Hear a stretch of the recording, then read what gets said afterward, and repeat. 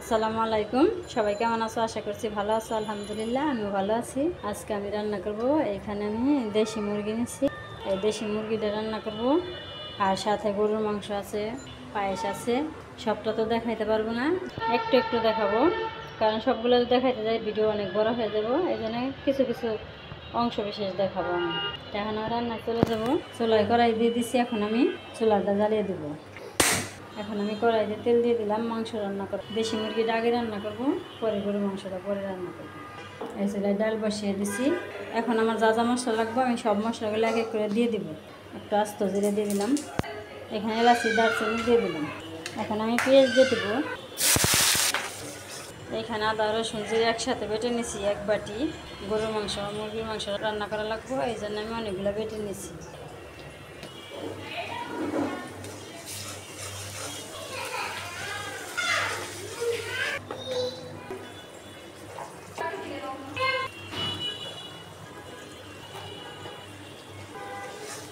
সব মশলাগুলো দেওয়া হয়ে গেল। এখন আমি মশলা সুন্দর করে কষিয়ে নেব।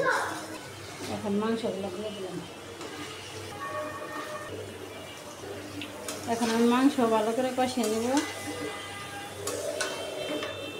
আমি যেখানে হাতের মুঠ দিয়ে 2 মুঠ চাউল নিছি, পোলার চাউল নিছি।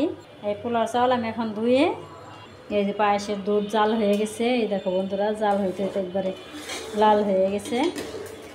এই যে বন্ধুরা, আমি চাউল ধুয়ে নিলাম। এখন আমি দুধে দিয়ে দিব। এখন আমি কিছুক্ষণ নাড়াচাড়া দেব, লেগে যেতে পারে। এখানে 2টা এলাচি, একটু দারচিনি দিয়ে দিলাম, একটু লবণ দিয়ে দিলাম। মধ্যে এই আলু দিয়ে দেবো, আর বাকি দিয়ে গরু মাংস দিব। এখানে গরু মাংসের মধ্যে এখন আমি সব মশলাগুলো দিয়ে দেব।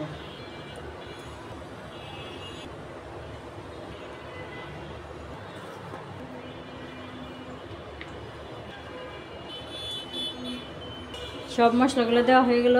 এখন আমি তেল দিয়ে ভালো করে মাখিয়ে নেব। এখানে এলাচি দারচিনি দিয়ে দিলাম। এখন আমি মাংস সুন্দর করে মাখিয়ে নেব।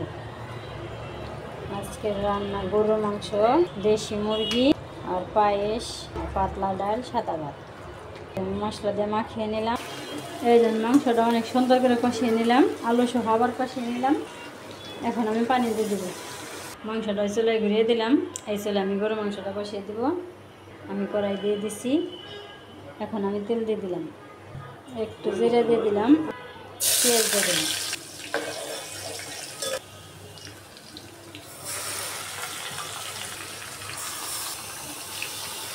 এখন আমি ভালো করে কষাবো।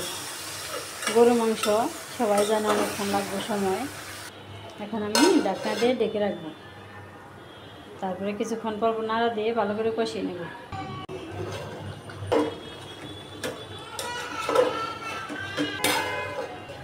ঢাকনাটা খুলে নেই। কিছুক্ষণ পর নাড়া দিয়ে মাংসটা সুন্দর করে কষিয়ে নেব। মুরগির মাংস হয়ে গেল। মুরগির মাংস আর পাতলা ডাল হয়ে গেছে। আর গরুর মাংসটা দেখি কি অবস্থা। এখন আমি আবার পানি দিয়ে দিব। এই যে গরুর মাংস আমি এতটুকু পানি দিয়ে দিলাম। এই পানিটুকু দিলাম আমি শুধু কষানোর জন্য। এই যে বন্ধুরা, আমার পায়েস হয়ে গেল। এখন আমি নামিয়ে নেব। পায়েসটা অনেক সুন্দর হয়েছে, দুধ জাল করতে করতে লাল হয়ে গেছে। এই যে বন্ধুরা, পায়েসটাও হয়ে গেল। একটা পাতিলে ঢেলে নিলাম। এই মাংস প্রায় হয়ে গেছে।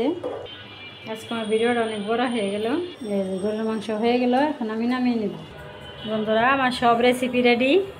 এখানে মুরগির মাংস, আর এখানে গরুর মাংস, এখানে পাতলা ডাল, আর এখানে পায়েস। বন্ধুরা, আমার আজকের রেসিপি কেমন হলো অবশ্যই কমেন্ট করবে। সবার সুস্বাস্থ্য কামনা করছি। ধৈর্য ধরে কষ্ট করে ভিডিওটা যারা দেখলে সবাইকে অনেক অনেক ধন্যবাদ। সবাই ভালো থাকবে, সুস্থ থাকবে, সাবধানে থাকবে। আল্লাহ হাফেজ। আসসালামু আলাইকুম।